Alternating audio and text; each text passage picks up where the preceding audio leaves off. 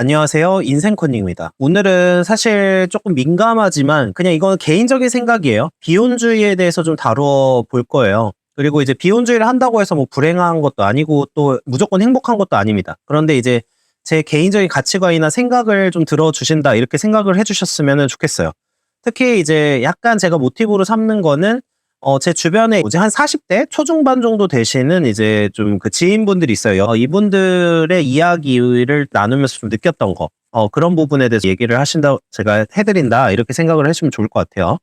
이 정도면은 충분히 이제 어느 정도 깐 것 같고. 자, 제 주변에 모임에서 만나는 40대 비혼주의자 분들이 꽤 많아요. 뭐, 이유는 여러 가지입니다. 주변에 형제들이 이혼을 해서 좀 결혼에 대해서 무서움을 갖고 있는 경우도 있고요. 기본적으로 결혼에 대해서 부정적인 생각을 갖고 있으신 분들 많고, 별로 외로움을 타지 않는다. 그래서 이제 친구들만 만나도 충분하다. 이렇게 생각하셔서 이제 이 결혼을 안 하신 분들이 상당수가 있어요. 근데 이제 제가 변호사를 하다 보니까 뭐 이분들뿐만 아니라 다양한 계층의 좀 다양한 사람들을 만나게 되는 부분이 있는데요. 그 보통 어느 정도 비혼주의이신 분들은 기본적으로는 결혼에 대한 무서움 또는 반감을 갖고 계신 분들이 많은 것 같아요. 근데 이제 저는 사실 기혼자니까 꼭 결혼에 대해서 그렇게 생각을 해야 되는지는 잘 모르겠지만 어쨌든 그렇다는 거죠. 이제 이분들은 이제 보통 말씀하시는 게 이제 결혼은 여성한테 손해다, 또는 뭐 시댁과의 갈등을 미리 걱정하시는 분들도 있고요. 그리고 남자들이 어린 여자만 좋아한다라는 이런 부분에 대해서 굉장히 좀 부정적인 감정을 갖고 계신 분들도 있어요. 저는 사실 어떤 관점에서 보냐면은 선택권의 문제라고 좀 생각을 해요. 사실 비혼주의라는 거에 이제 장점도 있죠. 물론 이제 결혼을 하지 않고 혼자서 사는 거에 장점이 있지만요. 제가 분명히 말씀드려요. 있어요. 있는데 제가 생각하는 비혼주의의 단점은 추후 돌릴 수 없는, 그러니까 여자분들의 비혼주의가 특히 그런데 추후 돌릴 수 없는 비가역적 선택이기 때문에 그래요. 그러니까 이게 무슨 말이냐? 내가 어떤 결혼을 하려고 하면은 제가 다른 영상에서 말씀드렸지만 남자분들은 뭐 딩크족도 있지만 아이를 생각한다고 말씀을 드렸어요. 그런데 30대 중반이 넘어가면서부터 사실은 노산이 되고 실제적으로 임신 확률 및 이제 기형아를 출산하지 않을 확률이 계속해서 이제 확률이 변합니다. 자, 그러면 결혼해서 아이를 낳을 수 있는 기회가 점차 줄어들기 때문에 여성분들 입장에서는 자신이 아이를 가질 수 있는 선택을 할 수 있는 그런 가능성이 점점 줄어든다는 거죠. 물론 이제 의학 발전으로 뭐 인공수정이나 시험관 등을 하긴 하는데 그렇다고 해서 막 한 40대 중반 됐는데도 무조건 임신을 할 수 있냐, 뭐 그런 건 아니니까요. 그러니까 일정 시기가 지나면은 사실 돌릴 수가 없는 상황이기 때문에 반강제가 된다는 뜻이고요. 저는 사실 인생의 관점에서 바라볼 때는 인생은 선택권을 늘려가는 과정이 돼야 된다고 생각을 하거든요. 그리고 만약에 제가 나이가 들면서 선택권이 줄어드는 어떤 무언가가 있다면 저는 사실은 해보고 후회하는 편이에요. 왜냐하면 그 시기를 지나면 아예 처음부터 할 수 없기 때문이죠. 그러니까 저는 그런 관점으로 사실 삶을 바라보거든요. 그래서 비혼주의가 비가역적 선택이라는 부분이 있어서 좀 저는 좀 단점이 있다고 생각을 하는 편이에요. 근데 대체적으로 이 비혼주의신 분들이 30대 초반까지는 좀 확고한 생각을 하다가 30대 후반이 돼서 생각이 드는 경우를 많이 접해요. 제가 과거에도 제가 31살 때였는데 사실 저한테 조금 약간 접근하신 교사분이 계셨어요. 근데 그 교사분이 35살이셨거든요. 집안도 좋으시고 막 의사 집안이에요, 아버지가. 막 의사들도 만나고 계속 전문직을 만나 오셨는데 이제 35이 넘어서부터 이제 그때 결혼 생각이 들었대요. 그래서 이제 만나는 남자와 결혼 얘기를 이제 하고 싶어 하는데 이제 그때 만나는 남자들은 좀 생각보다 결혼 생각이 뚜렷하지 않더라, 이런 얘기를 하신 적이 있어요. 저는 사실 이런 비혼주의와 관련된 이야기를 할 때마다 생각하는 건 뭐냐면 제 생각이나 신념이 건강 상태가 변하면 또 변할 수 있고 또 어떤 상황이나 내가 경험한 것들이 바뀌면서 바뀔 수 있다라고 생각을 해요. 그리고 그 바뀔 수 있는 게 물론 좀 일관적인 논리가 없이 그렇게 바뀌면 안 되겠지만 스스로 좀 더 나은 경험을 하고 나은 사람들을 만나면서 바뀌는 어떤 선택이나 경험이 있다고 생각을 하거든요. 그러니까 내가 생각하는 게 영원히 옳다라고 생각하지 않는다는 뜻이에요.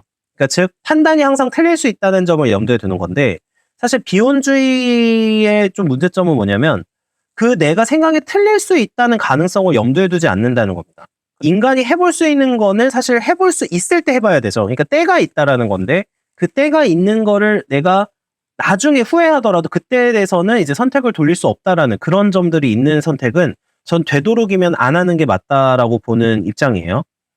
하나 더 말씀드리고 싶은 거는 제가 외로움에 대한 얘기를 할 때요. 외로움이 이제 사실은 꼭 배우자가 있지 않아도 외롭지 않을 수 있다. 물론 그럴 수 있습니다. 그럴 수 있는데 사실 이제 아마 나이가 드신 분들이나 이런 분들은 좀 느껴지시는 게 있을 거고 제가 많이 들었던 부분이 뭐였냐면 20대, 30대 그 젊을 때 에너지가 많고 주변의 친구들이나 이런 그 관계를 쉽게 형성할 수 있을 때와 40대, 50대 돼서 어떤 만나는 친구 관계나 이런 거는 굉장히 다르다는 말씀을 많이 하셨어요. 과거의 친구들 중에서는 좀 자연스럽게 이제 사고나 어떤 삶의 패턴이 달라지면서 연락이 끊기기도 하고 그리고 그 친구들하고 같이 산다고 하면은 이거를 보통 좀 놓친다고 생각을 하는데요.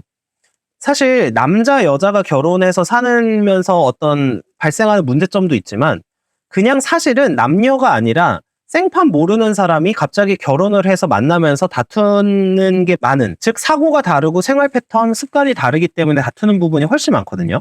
그러면 이거는 남녀의 문제, 그러니까 남자와 혐오로 갈 문제가 아니라 사실은 그냥 어떤 친구여도 내가 오랫동안 알고 지내던 친구여도 같이 살면, 그러니까 즉 동거를 하거나 같이 살면 부딪히는 게 한두 가지가 아니고 이거는 남녀의 문제가 아닐 수 있다는 거예요. 결국에는 외로움을 친구와의 동거나 이런 걸로 통해서 해결할 수 있다는 생각은 사실은 굉장히 비현실적이고 이거를 결혼 대체로 생각한다는 건 좀 말이 안 된다고 생각을 하는 거죠.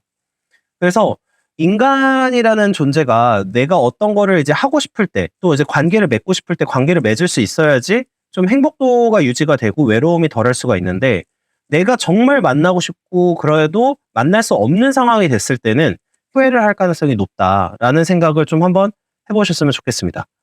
사실 저는 이제 평범한 남자에 대한 기준이 너무 높다라는 취지로 영상을 다룬 적이 있는데 이게 왜 그랬던 거냐면 제가 지금 이 영상을 찍기 위해서 사실 올린 부분도 있어요. 뭐냐면 여자분들 중에 이제 30대 후반이나 40대 초반에 이제 결혼을 할 거리라고 생각하면서 후회하시는 분들이 보여줬던 모습이 뭐였냐면 기존에 내가 30대 초반에 만났던 사람들이 지금 만나는 사람보다는 계속해서 좋은 사람이었고 조건도 괜찮은 사람이었다는 거예요. 근데 30대 초반에 너무 기준이 높다 보니까 결혼하기 괜찮고 성실하고 이런 남자인데 어떤 단점 같은 게 보였겠죠. 당연히 단점 없는 사람은 없으니까요.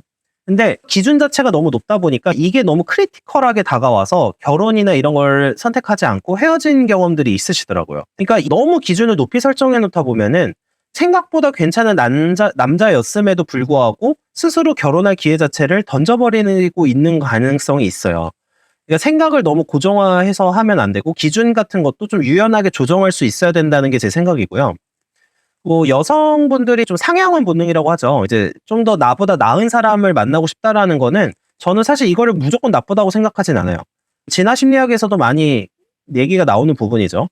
근데 상향이라는 것도 약간의 이제 유도리라고 하죠. 이제 조금 유연성을 두고 그 선과 기준 같은 것도 변동될 수 있다라는 생각을 하시면서 어떤 소개팅이나 남자분들을 좀 만나보셨으면 좋겠어요. 그러니까 현재 위치 대비해서 너무 높은 곳을 계속 바라보면은 실제로 괜찮은 남자인데도 놓칠 가능성도 있고 연결될 가능성이 매우 낮아지니까 그렇게 되면은 대부분의 사람은 매우 불행해지거든요.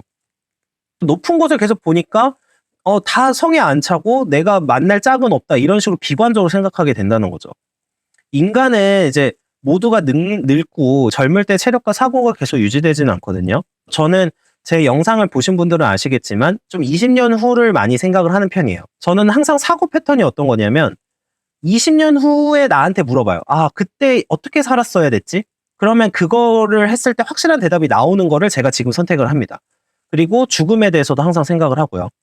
그러니까 죽을 때 뭐가 중요할까 생각을 해보면 사실 제가 노후에 대한 어떤 돈에 대한 이야기도 자주 하는 게 이런 비슷한 관점인데 죽을 때 내가 이제 노년 시절을 풍요롭게 보낸다. 그리고 이제 내가 어떤 좋은 관계를 유지한다.